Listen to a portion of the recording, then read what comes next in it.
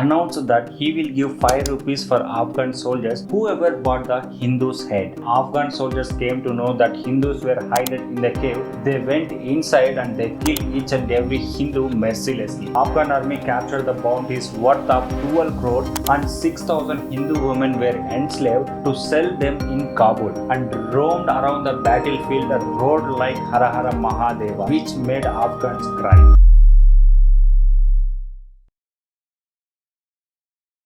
It was the time when Afghanistan Empire Ahmad Shah Abdali invaded India for the 4th time consecutively. At that time, Mughals were very weak and there is no other Hindu power in northern India to challenge the Islamic invaders. So Afghans took advantages of this situation and made outrageous treaty with the Mughal king Alangarib, in which Afghans got permission to loot Delhi from Mughals. In January 1757, he looted Delhi and destroyed many Hindu temples, and he was not satisfied with the bounties whatever he got in the loot. Ahmad Shah Abdali instructed his two commanders Nazib Khan and Jahin Khan to take 20,000 soldiers with them to carry out raids in Mahaban, Vrindavan, Mathura and Agra. He also said that city of Mathura and Vrindavan is a holy place for Hindus. Let it put entirely to the edge of sword up to Agra. Don't leave any single place and destroy each and every building to the ground. Whatever booty you will get in the war, that will be yours. And also Ahmad Shah Abdali announced that he will give 5 rupees for Afghan soldiers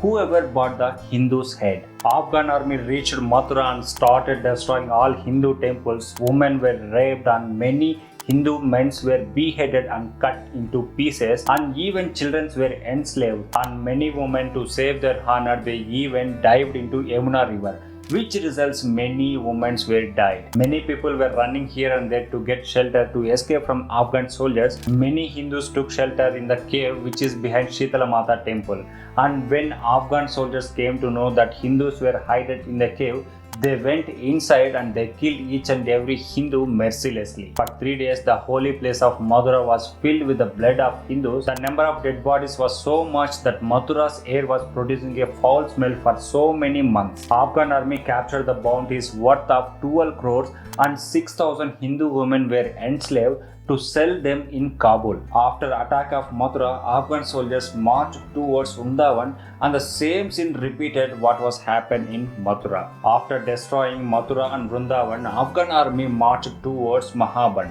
There also same scene repeated, like they have destroyed all the temples and they have killed many Hindus, and their next target is Agra. But suddenly Sardar Khan, who is an Afghan commander, thought, why not to plunder and loot Gokul, which is just 9 kilometers away from Mahaban. Along with him, he took 10,000 Afghan soldiers and marched towards Gokul.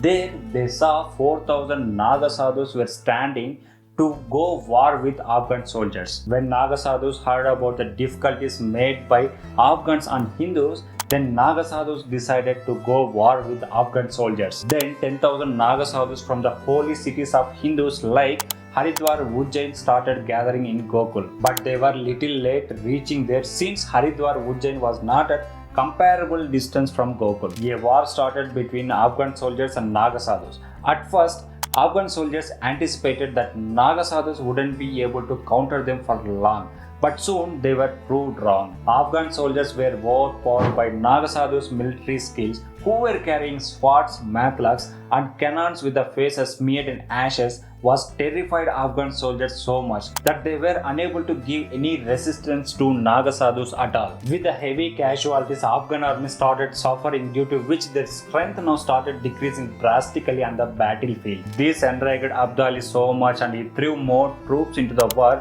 but the dead bodies of Afghan soldiers were piling and Afghans were losing their morals. Meanwhile, other band of nagasadhus who started from Haridwar and Ujjaini were entered in battlefield, which intensified the attack of nagasadhus. In fear of losing the war, and Afghan soldiers started retreating after the order of Sardar Khan. More than 5,000 Afghan army were killed by nagasadhus and countless army were injured, whereas 2,000 nagasadhus were kept their life ending this battle while fighting with Afghan soldiers. Afghan commander Sardar Khan, aware that Abdali would punish him for his decision to retreat from the war with humiliation. Since Afghan army were victorious from everywhere to Vrindavan, but they got defeated in the hands of nagasadhus, which is a big blow to them. Jugal Kishore was appointed by Abdali from Bengal to inspect the war, loot and treasury caught in war. But he was bribed to frame the false report stating that Afghans retreated due to the spread of the epidemic in the Afghan army, so that he could escape from the penalty of losing war in Gokul without having any bounties. That's how Nagasadhus saved Gokul and many Hindu people from the cruel hands of Afghan army. Many Nagasadhus were died due to the slippery nature of battlefield caused by the blood of dead bodies of soldiers. But they didn't lose hope. Nagasadhus were the true example of courage and faith. Nagasadhus motives us on how to protect the motherland and culture from foreign invention. In battlefield, Nagasadhus took weapon on their hand, ash on their face, and roamed around the battlefield and roared like Hara Hara Mahadeva, which made Afghans cry. Even in dreams, Afghans never thought to attack Hindus in Gokul. This is history.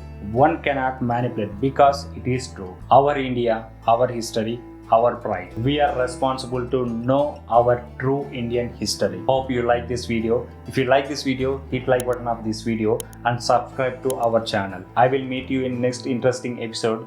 This is Naveen Sakibanda signing off.